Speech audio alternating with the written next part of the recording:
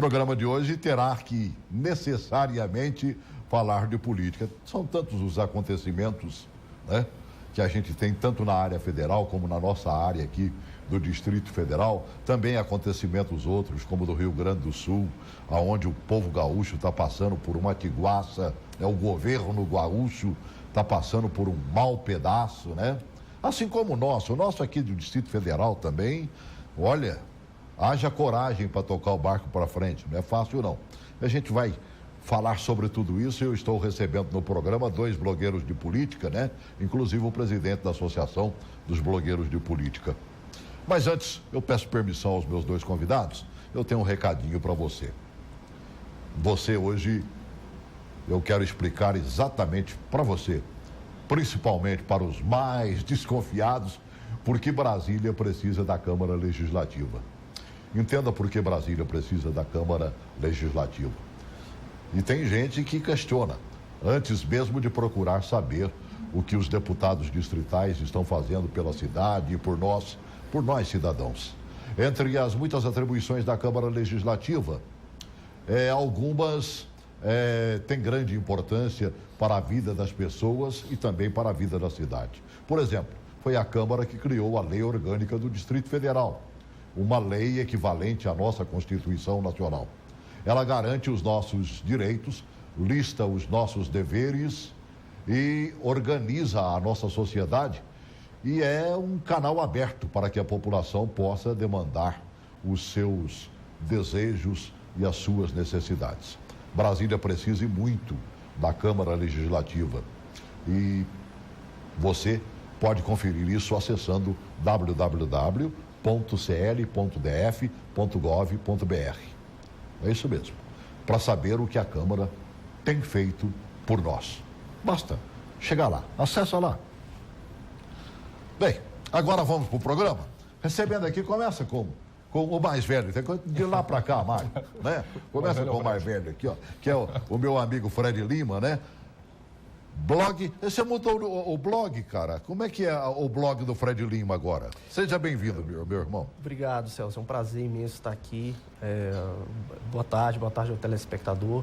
Também, pois é, o meu blog, ele teve um problema de domínio, Celso, que eu perdi mais de 1000 visitantes únicos por causa disso.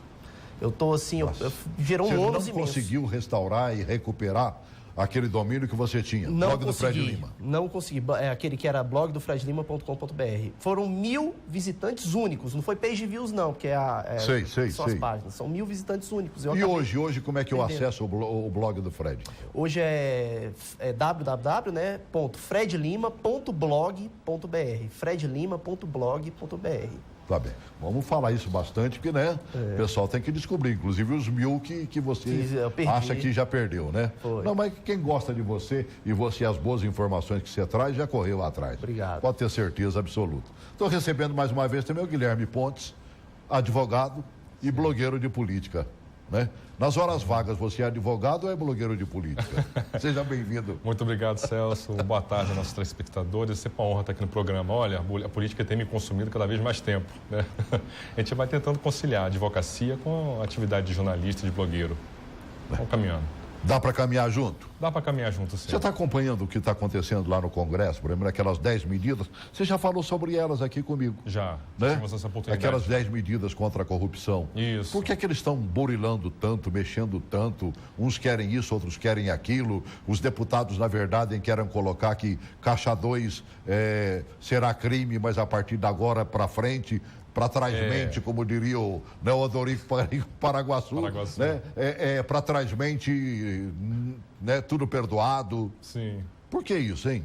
O que acontece é que o deputado relator, né, o Onyx Lorenzoni, ele tem recebido muita pressão com relação a essa questão, né? As pessoas temem muito que, eventualmente, a aprovação desse projeto acabe repercutindo em muitos atos que foram praticados até então, né? Eles estão querendo aprovar um pacote anticorrupção com uma medida que, na verdade, anistia Caixa 2, que é crime. É bom que se diga, né? Caixa 2 é crime. Então, é um tanto quanto contraditório você aprovar um pacote anticorrupção anistiando o crime de Caixa 2. É complicado, né, mano, velho? Complicado. Você vai dizer que quer combater e não combate absolutamente nada, né? Pois é. Já pensou nisso, Fred? É terrível, terrível. Até porque eu vejo que essas medidas, elas são fundamentais, né, para trazer novamente, assim, o decoro, a limpeza para o país, mas eu não diria só elas. Eu acho que tem que ter a reforma política também. Porque a gente está querendo trazer 10 medidas necessárias, óbvio. Só que tem que ter a reforma do sistema que corrompe. Não, e eles ficam lá naquela guerra, não, mas tem que punir o magistrado também, o pessoal do Ministério Público, né? Então, nesse caso específico de ontem, até porque o Onyx pediu um tempo para poder apresentar de novo, eram parece que 10 ou 12, ele já chegou, ou eram 17, ele voltou com 12, aboliu 5, porque nas conversações, a hora que ele pediu se transformou em horas. É complicado. O Fausto Pinato, por exemplo, botou a boca no trombone, estava brabo demais e depois, botando um pouquinho de água na fogueira para dar uma apagada, né? O Dallagnol, que estava aí também, o Dalton Dallagnol, né? Do Ministério Público, estava lá. Então, vamos ouvir o que um e outro falou. Coloque aí, por favor. Onyx Lorenzoni, na minha opinião, foi muito infeliz quando suprimiu a questão de responsabilidade de membros do Ministério Público e do Poder Judiciário sem chamar essa comissão para conversar.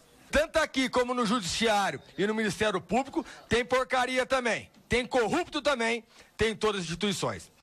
De nada adianta você ter instrumentos adequados e uma instituição de joelhos, uma instituição que se torne fraca pela desfiguração das propostas. Não existiu nenhum problema recente envolvendo nada comparado ao que aconteceu na Lava Jato. O nosso problema atual é a corrupção. A gente precisa frear a corrupção e precisamos lembrar que esse pacote das 10 medidas atinge todo mundo, inclusive eu, inclusive qualquer juiz, qualquer promotor. Todos nós estaremos sujeitos a isso. O Dallagnol tá sido frequentemente aqui, né? E tudo mais. Será político de amanhã, não? O que você acha? Eu espero que não, porque se o procurador Dalton Dallagnol acabar saindo candidato, ou o que quer que seja, não importa o cargo, ele vai, infelizmente, trazer a pecha para a Operação Lava Jato, que foi uma operação com interesses políticos, entendeu? Então, a gente espera que ele saiba separar muito bem, entendeu? A atividade de procurador federal da eventual carreira política que alguns especulam, entendeu? O Pinato me sai com aquela no finalzinho ali, né? Tem corrupto lá e tem corrupto cá, né, mano, velho? Quer dizer, estamos envolvidos todos no mesmo meio, Fred? É verdade, olha só, não adianta a população em si só focar no poder executivo e no legislativo, né? O judiciário também, todo mundo sabe que lá também tem corrupção. Talvez seja a corrupção mais, assim, oculta, a mais, assim, esperta, né? Que é feita, assim, sem grande visibilidade. Por quê? Porque a mídia foca exatamente em quem? Presidente da República, deputado federal e senador, lamentavelmente. E no Estado, governador e deputado estadual. Não foca muito no juiz. E o pior é que isso tudo levou, por exemplo, não só o Brasil, mas também os estados, né? Há uma situação das mais complicadas. Eu estava vendo aí a situação do Rio Grande do Sul, né? Olha, o governador do Rio Grande do Sul tem mostrado ser corajoso desde o primeiro dia que ele assumiu o poder lá, né? Pegar um estado falido como ele pegou o Rio Grande do Sul não é fácil. E a ter a coragem que ele está tendo neste momento de jogar com a verdade, isso é louvável, sinceramente é louvável. Ontem, por exemplo, nós tínhamos 22 governadores reunidos em Brasília, né? Vieram mais uma vez de pires na mão, eles estão doidinhos. Esse dinheiro que repatriaram do Brasil e que poderia ter sido muito mais, se a lei de repatriação tivesse constado ali de que havia um perdão para quem tinha feito isso, poderia ter dobrado, eu diria que até triplicado, se não mais, o dinheiro trazido. Foram 47, né? Isso. E poderia ter sido 100, 150 e muito mais, né? E aí vem os juros, né? E tudo mais. Isso o governo estadual já tem na mão. Metade foi repartido entre os estados. Agora eles querem um pedaço da multa também. Chegaram a entrar no tribunal, no TS... No Supremo? No Supremo, Federal. Foi no STF, não é isso? Né? Mas ontem eles estiveram lá, parece que com o Temer também, né? Estavam lá também o presidente da Câmara, o presidente do Senado, e parece que chegaram ao denominador comum. Se rezarem no terço da economia, economizando aí cerca de 20% daquilo que gastam em seus estados, terão o dinheirinho desta parte já vinda de lá de fora e possivelmente de outra boa parte que deverá vir a partir, possivelmente de dezembro agora. Olha lá, hein? Renan disse que em dezembro, possivelmente, né? Já viria uma reforma na lei e poderia trazer o dinheiro, inclusive, com o santo perdão. Coloca o encontro de ontem aí com o Temer. Na reunião com o presidente Michel Temer e os presidentes da Câmara e do Senado, o principal pedido dos governadores foi de que o dinheiro das multas do Programa de Regularização de Ativos no Exterior seja repartido também com os governos estaduais. Os governadores consideram que parte destes recursos poderia ajudar a reduzir a crise financeira dos estados. O presidente da Câmara, Rodrigo Maia, disse que houve consenso entre os governadores a favor das medidas para equilibrar as contas públicas. Hoje a reunião do presidente com os governadores, ela foi muito boa, porque pela primeira vez eu vi um ambiente claro de harmonia em relação à questão do equilíbrio fiscal. Deixou de ser uma questão político-ideológica da direita contra a esquerda, e eu vi governadores de todos os partidos reafirmando a importância de garantir uma reforma do Estado, priorizando o equilíbrio fiscal. Acho que isso é importante, fortalece as nossas teses aqui, a PEC do teto primeiro, depois a Previdência e outros temas que podem vir a ajudar a destravar a economia brasileira, como no próximo ano você dá condições para que o setor privado volte a contratar. A grande verdade é a seguinte, a solução foi exatamente essa matéria da TV Câmara que nós mostramos, né? Ela foi feita antes de ter uma solução mais à frente, mas a verdade ficou aqui, ó. Em troca de corte, 5 bi extra para os estados. Mas eles vão ter que rezar no terço do governo federal. Assim como o governo federal está dizendo que vai enxugar a máquina, vai fazer economia, os estados também terão que fazer a mesma coisa. Até porque já estão no sal, trabalhando no vermelho diretamente, vão continuar gastando aí demais? Não vão, né? Para especialistas, recursos adicionais provenientes da repatriação serão insuficientes para cobrir o rombo que provoca atraso de salários de servidores. Aí citou mais uma vez aqui, matéria do nosso Correio Brasiliense, Rio Grande do Sul decreta estado de calamidade. O próximo é o Rio. O Rio de Janeiro está demorando, né, Mauro? Eu não sei por que ainda não foi decretado, mas o próximo é o Rio de Janeiro. É o que é uma vergonha, dada a quantidade de recursos que eles receberam por conta da Copa do Mundo e das Olimpíadas. Agora, não é só questão de receber recursos, é questão de saber geri-los. Não adianta você querer agora falar, essa repatriação desses recursos vai salvar, agora não vai salvar. Entendeu? Pode ajudar, contribuir, mas salvar não adianta. É um problema de gestão, realmente, né? Sem falar do DF, que além da e o pior é o seguinte, quer dizer, você salva agora e terá que salvar daqui 3 meses. Sim. Mais uma vez. Por isso é que o Temer, sabiamente, né, com sua equipe econômica, está exigindo dos estados que também façam uma lição de casa. A questão do Rio Grande do Sul, a gente vê aí que 2, né, ex-governadores aí presos, né? O Garotinho e o Sérgio Cabral. Rio de Janeiro. Desculpa, do Rio de Janeiro, isso. Certo. Presos. Então, a gente vê que o Rio de Janeiro passou aí por aquilo que eu sempre gosto de dizer, por um céu artificial. Quando o Cabral estava no governo, quando o Garotinho estava, eles eram aclamados, mas por trás tinha um gasto ali exorbitante, imenso, que a gente não sabe para onde foi parar o dinheiro, né? Só Deus sabe. Só Deus sabe. Então, é a mesma coisa na época do Lula. Então, a gente vê que o problema do Rio, como o Guilherme bem lembrou, eu não sei como que decretou mesmo ainda o estado de calamidade, entendeu? E Brasília, nesse ponto, a gente deve ser justo, porque Brasília, apesar de estar numa crise também imensa, foi impactado, né, negativamente pela crise econômica. Brasília ainda não chegou ainda a esse nível, né, em si, esse nível drástico, como está no Rio Grande do Sul e no Rio de Janeiro. Mas não chegou não é por conta da gestão, não. Não chegou porque tem o aporte do Fundo Constitucional. Isso, entendeu? isso. A situação do Distrito Federal é bem peculiar e completamente diferente das demais unidades da Federação. O dinheiro que vem lá de baixo todo mês a mês é impressionante, Sim. né? Tem mais Deus dinheiro, do céu. tem mais dinheiro. Né? Tem estados aí que não recebem isso, acho que em um ano. Essa que é a grande realidade. Vou aproveitar o advogado Guilherme Pontes. Né? Por que o Garotinho foi para casa e o Sérgio Cabral está lá no presídio? Complicado. Bom, vamos esclarecer. Primeiro, a prisão do Garotinho é diferente da prisão do Cabral. São processos diferentes, são varas diferentes, juízes diferentes. Totalmente diferentes. Situações completamente diversas, tá? Um é processo eleitoral, da justiça eleitoral, outro processo criminal. Do Garotinho foi eleitoral, O Garotinho então. foi eleitoral. E o Compra de voto ou coisa assim. Exato, São chequinhos. São chequinhos, é um programa social, uma verba que é destinada a programas sociais, que, segundo a Justiça, o Ministério Público Eleitoral, ele teria se valido desse programa assistencial Esse do chequinho governo. é oficial, então. É o programa oficial Não era do o governo. Vale Lote que nós vimos aqui em Brasília, de jeito nenhum. Que saía um papelinho qualquer do né? E estava lá, quer dizer, estava assinado e pronto. Não, é diferente. É um programa oficial do governo. Ele utilizou esse programa, segundo o Ministério Público Eleitoral do Estado do Rio de Janeiro, para se beneficiar. Então, ele estava respondendo por conta disso e aí ele teve a prisão decretada. Aí ele conseguiu, junto à ministra Luciana, no Tribunal Superior Eleitoral, que ele ficasse aguardando em prisão domiciliar para tratamento de saúde. Segundo ele, o presídio, unidade prisional, não teria condição de poder oferecer a ele o tratamento médico adequado, dado o seu estado, o que é extremamente questionável. Já a situação do Sérgio Cabral é uma situação completamente diferente. Não se trata de processo eleitoral, se trata de processo criminal.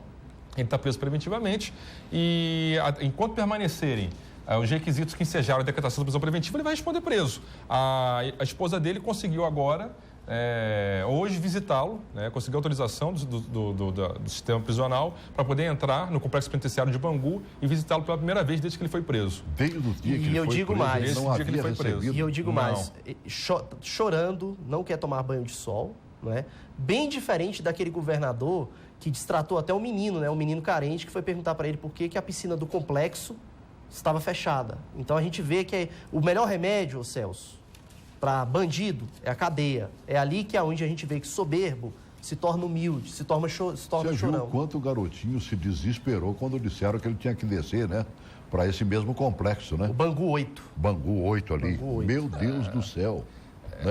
Ele entrou em parafuso, mano, velho. Um vídeo que viralizou, circulou em todas as redes sociais, A gente tem ali uma família de políticos, um ex-governador de estado, atual secretário municipal do município de Campos de Goytacazes, a esposa que é prefeita do município de Campos de Goytacazes, um dos municípios mais ricos do polo petroquímico, E a filha, Clarissa Garotinho, que é deputada federal, Mas o advogado estava lá tentando impedir. Eu não entendi por que ela foi expulsa do PR. Do partido? A Clarissa. A Clarissa Garotinho? São, na verdade, disputa pelo poder, São choques, embates, entendeu? Que dentro do próprio partido, O partido está rachado, Então, vai sobrar para ela e para todo mundo, entendeu? E também especula-se que o próprio pai, teria, diante dessa situação, feito um acordo com o Ministério Público. E aí... O duro disso tudo, quando a gente acha que está terminando, começa tudo de novo, O que não falta nesse Brasil é dinheiro de corrupção rolando adoidado.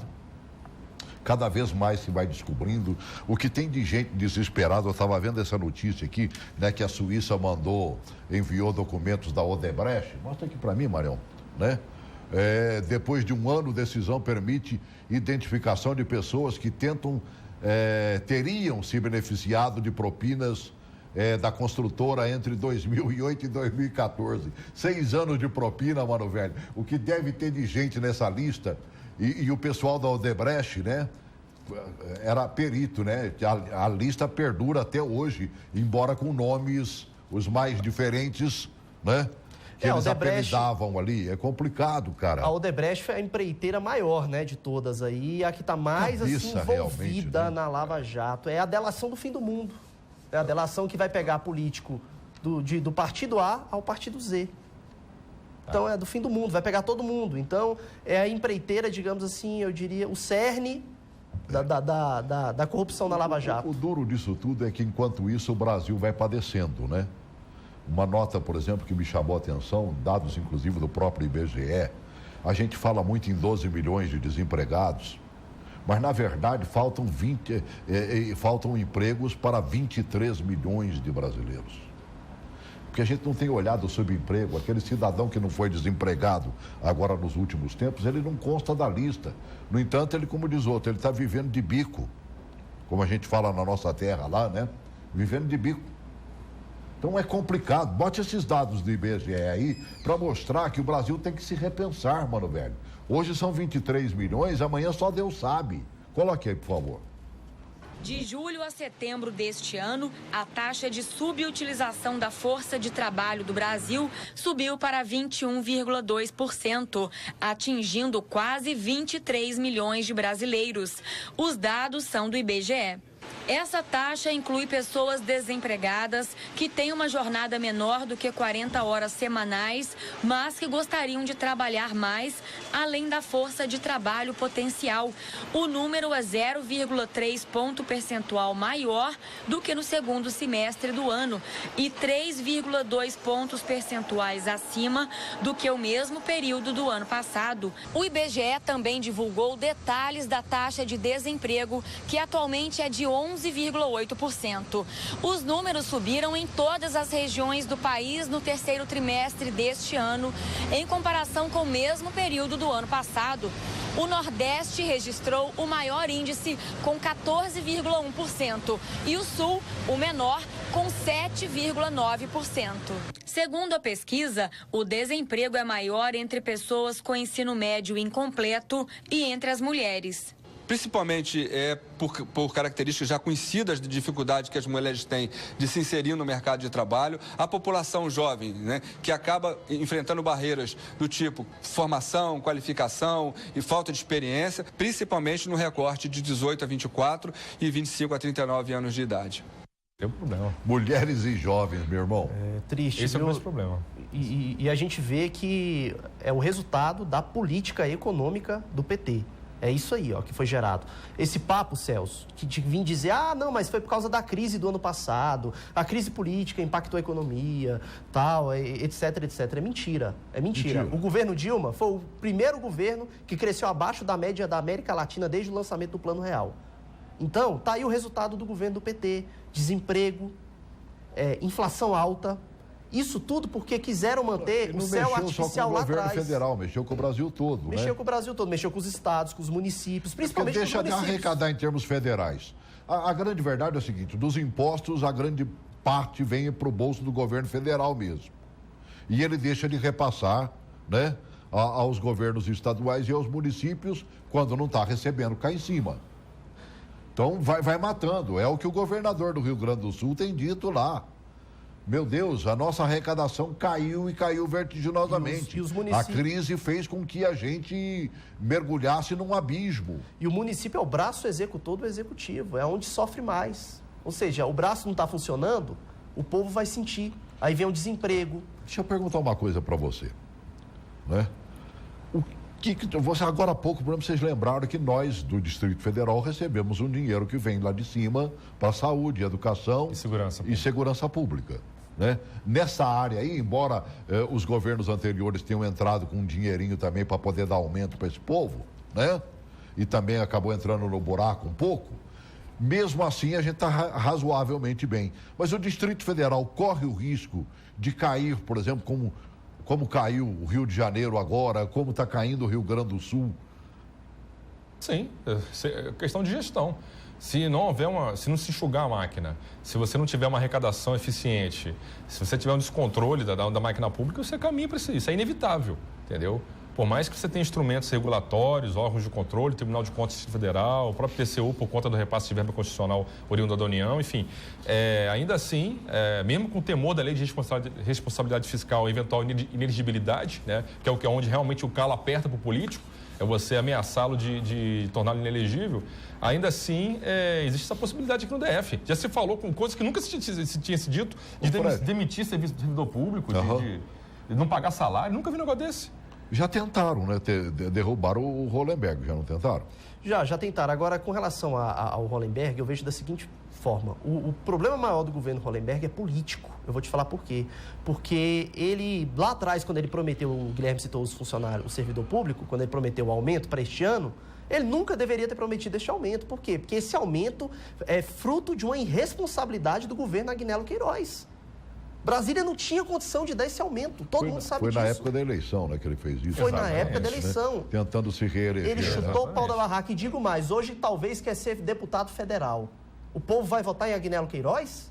Agnello Queiroz entregou um abacaxi pro Hollenberg. A diferença é o seguinte, é que o Hollenberg, infelizmente, politicamente, ele não tem tato para lidar com essa crise. Ele está demonstrando falhas, entendeu? Então, essa crise em si, em Brasília, eu vejo mais que é por uma questão política, no relacionamento com a base aliada, no relacionamento com o meio político, porque a parte aí de financeira, de fato, está muito ruim, não está boa, entendeu? E foi herdada desse governo anterior. esse governo anterior legou uma bomba relógio. Agora, como é que fica, com permissão de você que está nos acompanhando em outro estado brasileiro, né?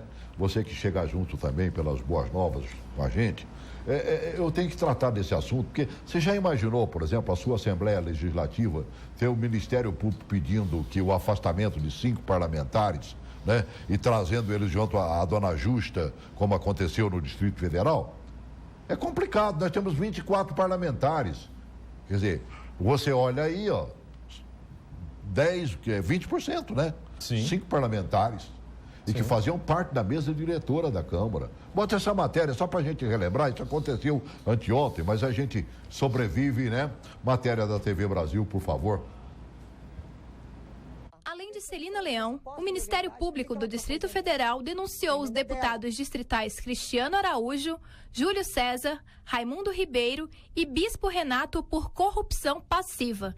Além dos deputados, mais 3 servidores foram incluídos na denúncia. Como explica o promotor de justiça, esta acusação trata somente da solicitação indevida de vantagem financeira. O simples fato de um funcionário público solicitar vantagem indevida, ainda que ele não a receba, é crime. Tá certo? Então, nesse caso, nós estamos denunciando os deputados e os funcionários públicos por isso. Se forem condenados, os deputados podem pegar até 24 anos de prisão. O Ministério Público constatou a prática graças às gravações feitas pela deputada Liliane Roriz, os áudios captados por escutas ambientais instaladas na Câmara Legislativa, além de trocas de mensagens e e-mails. A partir da denúncia, o Ministério Público se convenceu que os fatos objeto da denúncia, esses 2 crimes de corrupção passiva, na modalidade solicitar vantagem patrimonial indevida, ou seja, propina, ficou suficientemente provado. Os promotores também pediram o afastamento dos parlamentares de seus cargos de deputados distritais. Nós percebemos vários atos deles utilizando do cargo de deputado espuriamente. Eles usaram o cargo não para o exercício do que eles deviam fazer, para a proteção dos interesses da sociedade, buscar exercer o cargo legitimamente para os seus eleitores. O pedido de afastamento dos 5 deputados foi feito para impedir que os denunciados atrapalhem investigações que ainda estão em andamento e também para evitar que eles voltem a se valer do cargo para praticar novos crimes. Se for aceito pela Justiça, os deputados serão afastados do mandato até a conclusão do processo. Por terem foro privilegiado, os deputados serão notificados e podem apresentar à Justiça uma defesa preliminar. Só depois disso é que o tribunal vai decidir se acolhe ou não o pedido. Agora, o Ministério Público vai apurar outros crimes que possam ter ocorrido durante as investigações. Nesta data, o Ministério Público também instaurou um outro procedimento de investigação criminal para investigar os outros crimes que ainda estão sendo apurados, quais sejam corrupção ativa, supressão de documentos e outras emendas parlamentares e a destinação de outras emendas parlamentares. Assim como alguns parlamentares e outros, né, acusados na Lava Jato fizeram a tal da delação. Sim. Pode haver uma delação?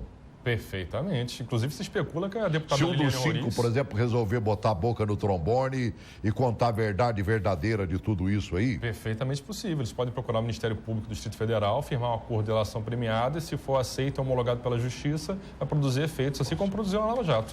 E assim que acontece, né? Agora, é bom que se esclareça que houve um primeiro pedido de afastamento da função na mesa diretora e agora o pedido que se faz é que eles sejam afastados do mandato. Como parlamentar, do mandato. Né? É uma coisa gravíssima. É uma coisa gravíssima, uma coisa seríssima. Ô Fred, eu estava olhando, né? Eu não sei se seu blog repercutiu isso hoje. Você gosta de fazer bons comentários em cima da matéria que os nossos companheiros fazem, né? Nos jornais, revistas e tudo. Mas depois eu pego, pode ficar tranquilo. Né? Olha o Correio Brasiliense de hoje, é a capa do Correio, hein?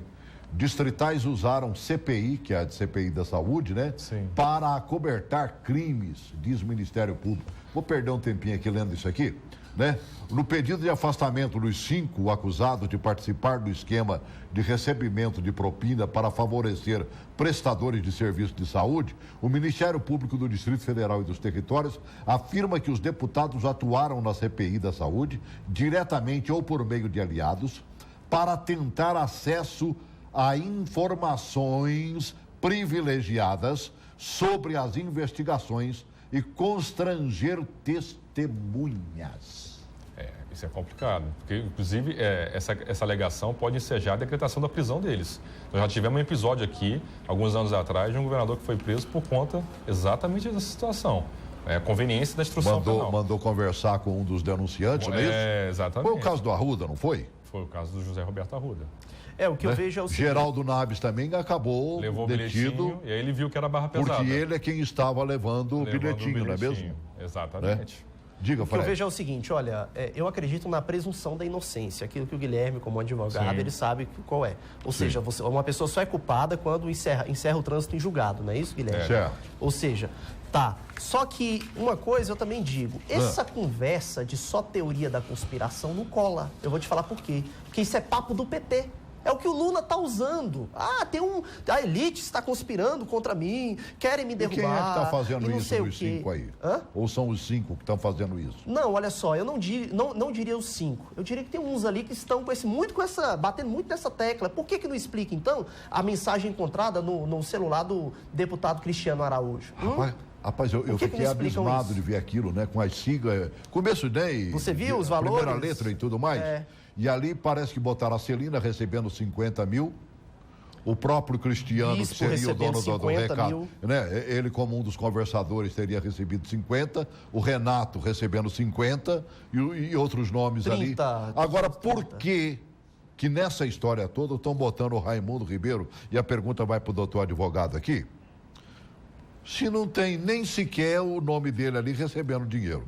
O que eu me lembro nessas gravações da Liliane, que o Raimundo foi citado, não estou defendendo não, certo? Eu só queria uma explicação. Certo. Mas o Raimundo só foi citado porque teria sido contemplado com o maior número de cargos dentro do governo Hollenberg. E cá para nós, ele ganhou a Secretaria de Justiça, onde ele foi secretário de Justiça há tempos atrás. Foi um grande secretário de Justiça, conhecedor que é, um homem que vem da AGU, né? Um profundo conhecimento, ele tinha mais que mandar na Secretaria de Justiça. Sim. Agora, só foi citado aí. Eu não vi o nome dele recebendo 10, 20, 30, 50, nada. Por que ele está nesse barco aí? Celso, eu confesso para você que o sigilo acabou de ser levantado pelo desembargador relator. Né? Foi ontem que ele resolveu, uma vez que foi oferecida a denúncia ao Ministério Público, levantar o sigilo e tornar público. Então, nós não tivemos ainda acesso aos autos de investigação para saber exatamente o que motivou o Ministério Público a oferecer a denúncia contra todos eles. O que nós podemos afirmar com certeza é que o Ministério Público ele só oferece a denúncia quando ele está plenamente convicto da existência de prova da materialidade e de indícios suficientes de autoria de quem cometeu o crime. Então, se ele ofereceu a denúncia... Mesmo que não tenha vindo a público alguma coisa que hoje fizesse com que ele fizesse parte dessa questão... Pode ter coisa lá guardada ainda. Exatamente. Porque dizem que há um borbotão de gravações ali, né? Tem muita coisa. Agora, uma coisa interessante a gente observar, Guilherme, que até a delatora, que é a deputada Liliane Roriz, também está com a corda no pescoço, pelas denúncias que estão soltando aí contra ela. Também. Então, eu vejo que, na verdade, é o caso do Raimundo Ribeiro, de fato, eu quero acreditar que o Raimundo Ribeiro não esteja envolvido nisso. Eu sou amigo dele, eu conheço ele, etc. Mas, assim, a única coisa que eu tenho hoje contra o meu amigo Raimundo Ribeiro é o seguinte, ele vinha constantemente ao nosso programa. No momento em que ele poderia usar o nosso programa até para se explicar junto à população... Ele não tem vindo. Não tem vindo. Estranho. E não foi falta de convite. Agora, eu convido uma vez, convido duas, eu não vou ficar perdendo meu tempo, até porque quando ele precisava, ele me ligava, preciso ir aí. Que os meus amigos, quantas vezes você já me ligou, quantas vezes você já me ligou dizendo, preciso divulgar tal coisa.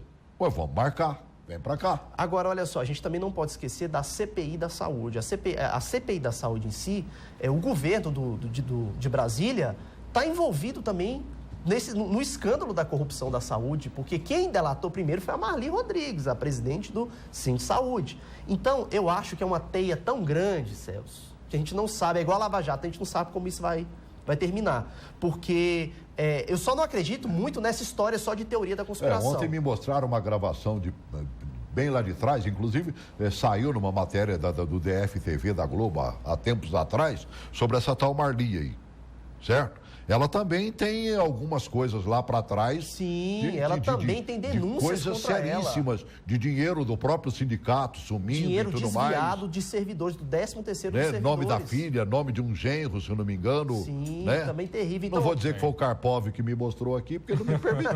Mas que foi ele que me mostrou, foi. Então, ele olha estava só, comigo aqui. Ó. A gente está num cenário tão difícil que até os delatores são também investigados. Ou seja, a gente está num cenário assim, até quem faz a denúncia, não precisa nem ser o delator, a pessoa que denuncia está sendo também investigada e tem processo na justiça. Então, o cenário político brasiliense agora é ímpar. Eu nunca vi isso na minha vida, nem na época da Caixa de Pandora. E o pior é o seguinte, rapaz, a gente sabe que terceirização, por exemplo, é um caminho andado, já que nós estamos falando um pouquinho de saúde agora, é um caminho andado, né, para você se dar bem. Quase sempre é na terceirização. Eu acredito piamente em terceirização. Eu gosto de citar, para meu prédio tem terceirização, o prédio onde eu moro. Por quê? Não esquentamos a cabeça se o cidadão da limpeza foi, se o porteiro foi. A empresa esquenta a cabeça com isso. Ela tem lá um complexo que atende a esse tipo de pedido. Então, terceirização seria um bom negócio se levado a sério. Se não tivesse minha parte para cá e a sua parte para lá. Agora, o Hollenberg continua batendo de frente, querendo trazer a terceirização, querendo trazer as organizações sociais para dentro da saúde pública do Distrito Federal. Eu não sei como é que fica um negócio desse. Aproveito mais uma matéria da TV Brasil, deixa eu vender o nome dele, é Repórter DF, né, que fala mais da nossa cidade, TV Brasil, Canal 2 aqui para quem assiste direto, né? E está na net também, eu não me recordo agora, mas parece que é 15, se eu não me engano, né? Antes da Band um pouquinho, certo? Então, essa é a grande realidade. Bote essa matéria aí para a gente ver o que é que eles estão querendo fazer em termos de terceirização, para a gente comentar um pouquinho sobre isso aí. A defasagem de equipamentos, servidores e insumos na saúde já foi mostrada várias vezes no Repórter DF, assim como o sofrimento da população para conseguir atendimento. Na hora de vir político nas portas da casa da gente, todo mundo vem, mas cadê que tem médico aí? Só tem um para atender esse milhares de gente que está aí? Saí de casa cedo, tô aqui, ela já está lá dentro, sentada no banco esperando, porque só tem uma médica atendendo. Para melhorar essa situação, uma das apostas do atual governo é investir em contratos de gestão com organizações sociais para administrar unidades de saúde. No entanto, a Justiça acatou a ação do Ministério Público, que pediu suspensão de pagamentos do GDF à empresa Intensicare, administradora dos leitos de UTI do Hospital Regional de Santa Maria, e também mandou que o GDF assuma os leitos controlados pela empresa em até 6 meses. O Ministério Público pediu que houvesse um ajuste de contas, para que não se fosse pago por esses serviços, que são serviços que configuram um prejuízo para o Estado. Então, haja primeiro um ajuste de contas e depois desse ajuste de contas é que realmente o Estado promova os pagamentos que forem devidos. Em outra ação, a Justiça determinou o afastamento do superintendente executivo do Hospital da Criança de Brasília, até que suspeitas de irregularidades no contrato de gestão do hospital sejam esclarecidas. Nós obtivemos uma liminar para determinar o afastamento do superintendente do Hospital da Criança de Brasília, em razão de diversas irregularidades que foram verificadas e que são alvo, inclusive, de investigações da CPI da Saúde e que foram apontadas pela Unidade de Controle Interno da própria Secretaria de Estado de Saúde. Em junho deste ano, o governador Rodrigo Hollenberg encaminhou para a Câmara Legislativa um projeto que torna mais atrativa a contratação de organizações sociais. Mas, independentemente da aprovação dessa proposta, o governo já afirmou que vai fazer novos contratos de gestão com OSs no início do ano que vem,